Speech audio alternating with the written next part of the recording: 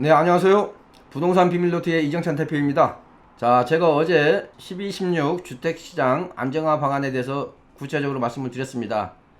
그런데 워낙 내용이 방대하고 또한 적용 시기도 제각각이고 적용 지역도 다르고 적용 주택의 규모도 다르고 그러다 보니까 내용이 굉장히 복잡합니다.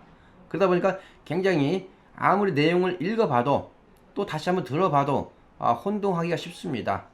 따라서 제가 오늘은 이런 혼동하기 쉬운 사례들을 모아서 좀 정리해서 방송을 통해서 알려드리도록 하겠습니다.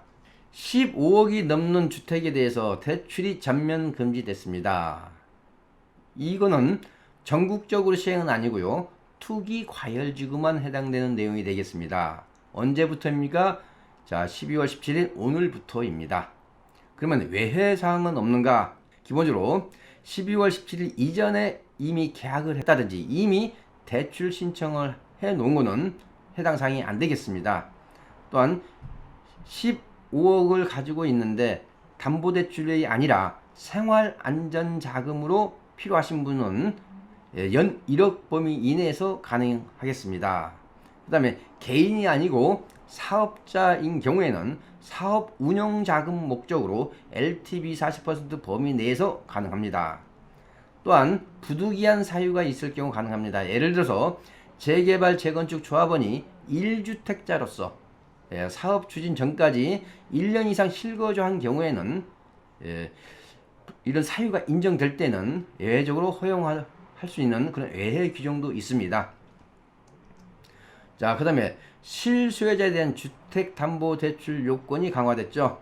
자, 먼저 고가주택이라는 기준이 대출 기준에서 좀 바뀌었습니다. 그동안에는 공시가 기준으로 9억이 넘느냐 9억이 아래냐 라고 따졌다면 앞으로는 시가 기준이다, 즉 매매 가격 기준이라고 보시면 되겠습니다.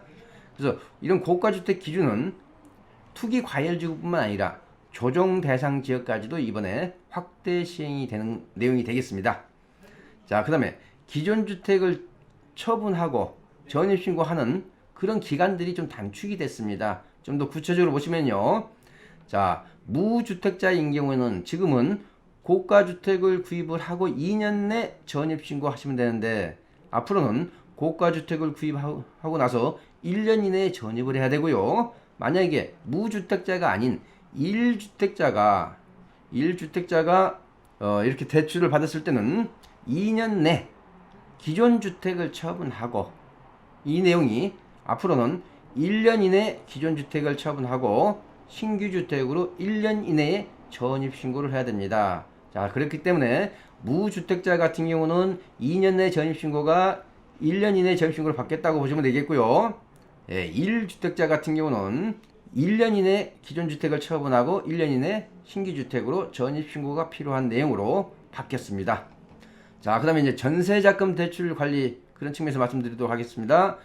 시가가 9억이 넘는 주택을 가지고 있는 1주택자입니다. 이런 경우에 전세자금 대출이 원천적으로 차단이 됩니다.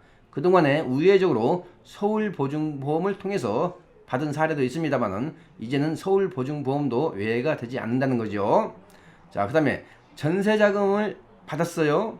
그리고 나서 신규 주택을 구입하는 경우, 이런 경우를 좀 따져보겠습니다.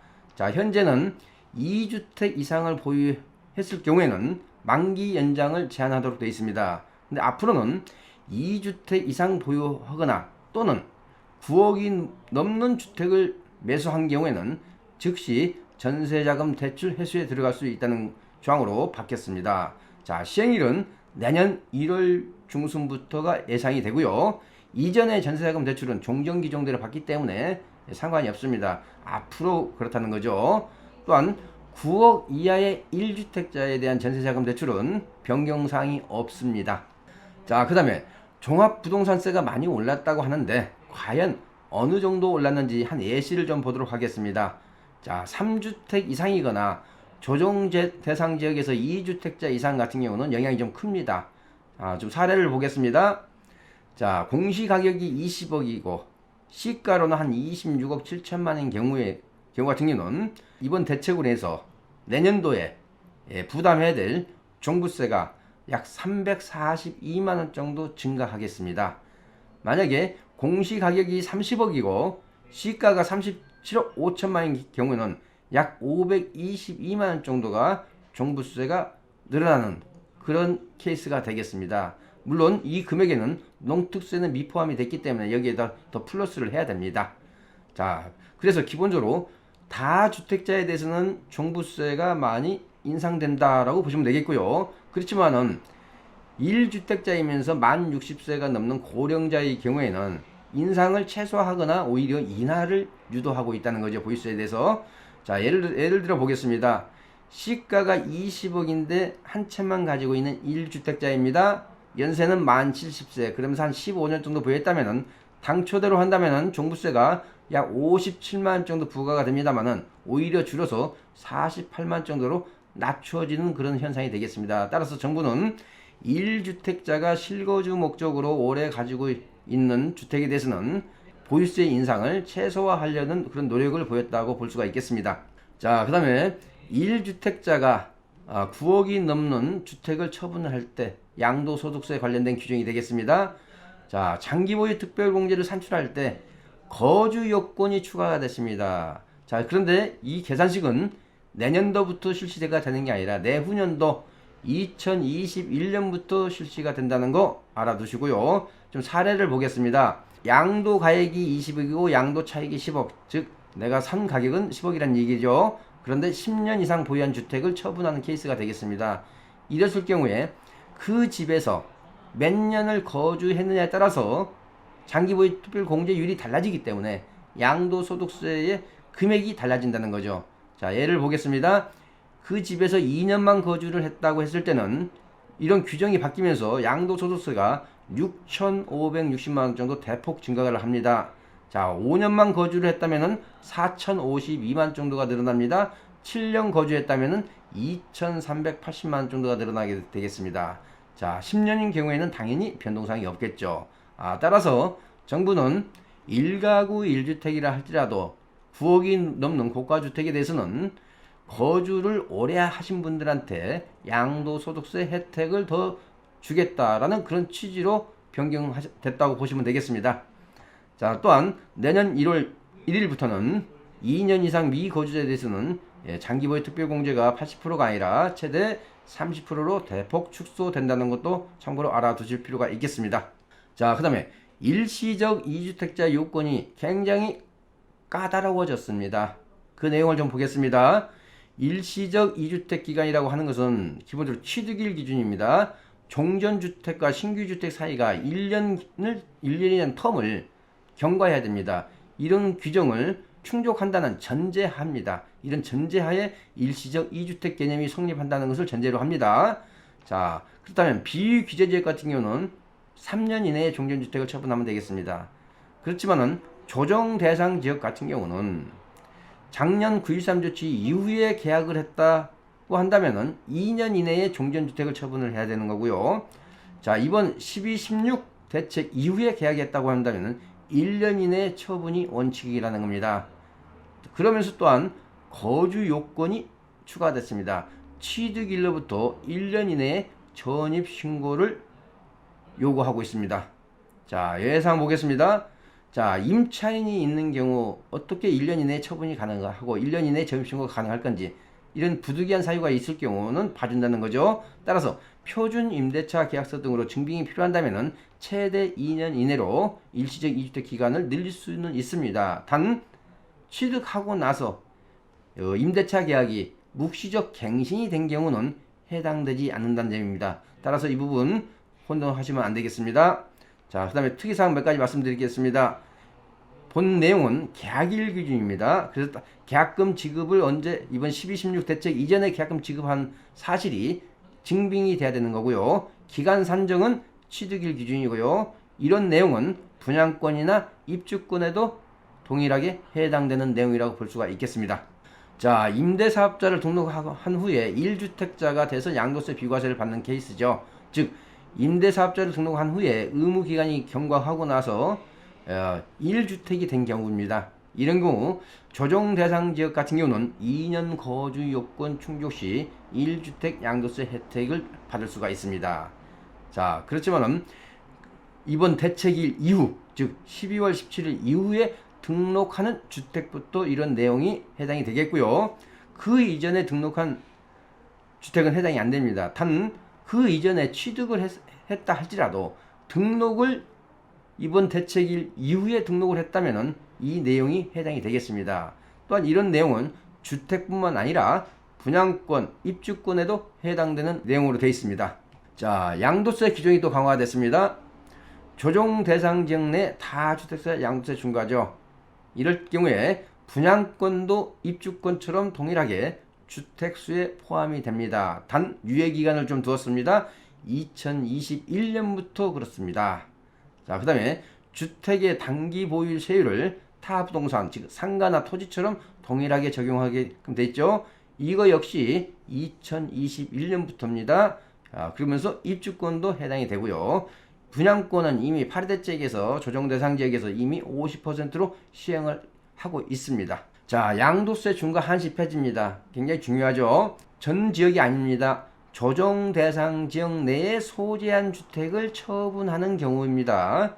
자, 그래서 10년 이상 보유한 주택이어야 됩니다. 이 10년의 기간 산정은 취득일로부터 양도일 사이가 10년 이상이 돼야 된다는 거고요. 이럴 경우에는 장기 보유 특별 공제도 최대 30%까지 가능합니다. 그런데 이런 혜택이 한시적입니다. 언제까지? 내년 6월 말까지입니다. 2020년 6월 말까지만 한시적으로 시행되는 제도입니다. 또한 내가 이 처분을 하는데 10년 이상 보유를 했는데 거기서 내가 2년 이상 거주하지 않았어도 이런 혜택을 볼 수 있느냐? 예, 맞습니다. 거주 여부를 따지지 않습니다. 자, 그 다음에는 이제 자금 출처 입주 계획서가 굉장히 까다로워지고 구체화됐습니다. 자, 먼저 제출 대상이 확대됐습니다. 한 내년 3월 중부터 실시될 계획입니다. 자, 지금은 투기 과열지구 내에서 3억이 넘는 주택을 매수를 하실 때 자금 출처 및 입주 계획서를 제출을 의무화했습니다만 앞으로는 지방 같은 경우도 6억 이상 매매 가격이 6억이 넘는 주택을 취득을 할 때는 반드시 지역에 상관없이 자금 출처 및 입주 계획서를 제출을 반드시 해야 됩니다. 자, 그러면서 신고 내용이 좀 더 이게 구체화됐습니다. 좀 몇 가지 좀 살펴보도록 하겠습니다. 증여라든지 상속자금 제공자의 관계, 증여를 누가 했느냐, 부모님이냐 아니면 할아버지냐 친척이냐 이런 부분들을 관계까지도 명기를 해야 되고요. 또한 현금이라든지 기타 항목 자산 종류를 좀 세분화시켰고요. 그 다음에 대출도 유형별로 구분을 했습니다. 사업자 대출인지 아니면 담보대출인지 이런 부분들을 구분을 했고요. 그 밖에 차입금, 지금 누구한테 돈을 차용해서 주택을 매수한다면 그 차입금을 제공한 자의 관계까지도 명기를 해야 됩니다. 따라서 친인척이라든지 부모님으로부터 차입금 형태로 주택을 매수하시기가 상대적으로 어려워졌다고 볼 수가 있겠습니다. 또한 조달 자금의 어떤 지급계획 세부 내역, 예를 들어서 계좌이체를 했다든지 현금 지급을 했다든지 그런 관련된 내용을 좀 더 구체화해서 표기를 해야 된다는 거죠. 자, 그리고 투기 과열지구에서는 9억이 넘는 주택을 매수를 할 때는 신고 내용 구체화뿐만 아니라 증빙 자료를 첨부를 의무화시켰습니다. 그러면서 자기 자금 이런 경우는 특히 소득금액 증명원 같은 경우를 첨부를 해야 되고요. 그 다음에 현금이라든지 금융기관에 예금액이 있다면은 잔고 증명까지도 첨부를 해야 됩니다. 또한 임대보증금, 전세라든지 월세 계약서가 첨부돼야 되고요. 그 다음에 거래 가능 여부, 이 소리는 뭐냐면요, 분양권을 처분해서 나온 금액이다 한다면 그 분양권이 적법하게 처분할 수 있는 건지 이런 것까지도 증빙 서류로서 첨부를 해야 된다는 내용이 되겠습니다. 자, 그 다음에 일부 청약제도가 개정됐죠. 자, 일단 불법 전매를 하다가 발각된 자라든지요, 공급 질서 교란자 같은 경우는 기존의 처벌 규정에다가 플러스된 게 있습니다. 10년간 청약시장에 발을 들여놓지 못하도록 청약 금지 조치입니다. 자, 그 다음에 청약 우선지역이라는 게 있죠. 그 거주지역 위주로 먼저 청약을 받죠. 지금 현재는 1년 거주 이상자죠. 앞으로는 이게 2년 거주로 바뀌겠습니다. 구체적으로 지금 지역을 좀 살펴보도록 하겠습니다. 서울, 과천, 광명, 하남, 성남, 수원, 안양, 의왕, 고양, 시흥, 오산, 안성이 해당이 되겠습니다. 자, 그 다음에 청약 재당첨 기간이 연장됐습니다. 분양가 상한제가 실시하는 지역에서의 분양받은 주택이라든지 아니면 투기과열지구는 10년입니다. 따라서 앞으로는 서울에서 내가 청약통장을 통해서 당첨이 됐다면 앞으로 10년간은 다시 청약시장에 참여할 수 있는 기회가 없다는 거죠. 조정 대상 지역은 7년이 되겠습니다. 자, 그 다음에 임대사업자에 대해서 관리 방안을 좀 더 강화시키는 대책이죠. 자, 그 중에서도 미성년자가 등록하는 경우를 제한하겠다고 되어 있는데요. 이건 법 개정 이후 등록분부터 해당이 됩니다. 이미 미성년자가 임대사업자로 등록한 케이스는 해당되지 않습니다. 즉 소급 적용하지 않는다는 거죠. 이런 임대사업자가 임대보증금을 미반환한다든지 어떤 임차인에 든 피해가 발생했을 경우에는 등록을 직권 말소할 수 있고요. 또한 주어진 세제 혜택을 환수하는 조치입니다. 단 이러한 피해가 임차인하고 일정 부분 협의된 사항인 경우는 제외가 되겠습니다. 또한 주택임대사업자로 지켜야 될 의무사항 준수 여부를 점검을 하는데 그동안은 좀 전산화가 미비가 됐기 때문에 전산화가 연내에 정비가 완료된다고 합니다. 그래서 내년 상반기부터는 주택임대사업자가 지켜야 될 의무사항, 의무 임대기간이라든지 연 임대료 상승 제한폭이라든지 이런 준수 여부를 모니터링 하겠다는 거죠. 자, 그리고 취득세, 재산세 감면할 때 지금은 면적 기준이라면 앞으로는 6억 이하, 수도권 같은 경우는 6억 이하의 주택을 가지고 주택을 매수해서 임대사업자를 등록을 하실 때만 해당되는 내용이 되겠습니다. 자, 이번에 나온 12, 16 주택시장 안정화 방안의 주요 특징을 좀 요약해서 말씀을 드리면요. 일시적 2주택 개념으로 부동산 재테크하기가 굉장히 어려워졌다고 볼 수가 있겠습니다. 자, 두 번째는 거주 요건이 대부분 다 들어가 있습니다. 세제 혜택에. 따라서 실거주를 유도하고 있다. 이런 정책이 되겠습니다.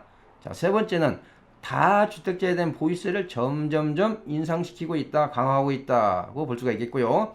그렇지만은 1주택자의 보유세는 인상하지 않는 방향으로 가고 있다 하는 게 특징이 되겠고요. 마지막으로 양도세 중과 한시 폐지로 인해서 매물 증가를 유도하고 있는데 이걸로 인해서 주택시장이 정말로 안정될지는 우리가 좀 주목해야 될 대목이 되겠습니다. 자, 부동산 비밀 노트에서 알려드리겠습니다. 제가 주관하는 부동산 무료 세미나가 매주 금요일, 토요일 오후 1시 7호선 노년역 4번 출구 인근에서 실시를 하고 있습니다. 제 세미나에 관심이 있는 분은 02-533-4000번으로 미리 예약하시고 오시면 되겠고요. 특히 이번 주에는 어제 발표한 12, 16 대책을 집중적으로 분석을 해드리고 거기에 따른 향후 주택시장 전망이라는 주제를 가지고 아주 심도 있게 진행을 할 계획입니다. 자, 많은 관심 부탁드리고요. 본 방송 내용이 유익하셨다면 구독, 좋아요 부탁드리겠습니다. 시청해 주셔서 고맙습니다.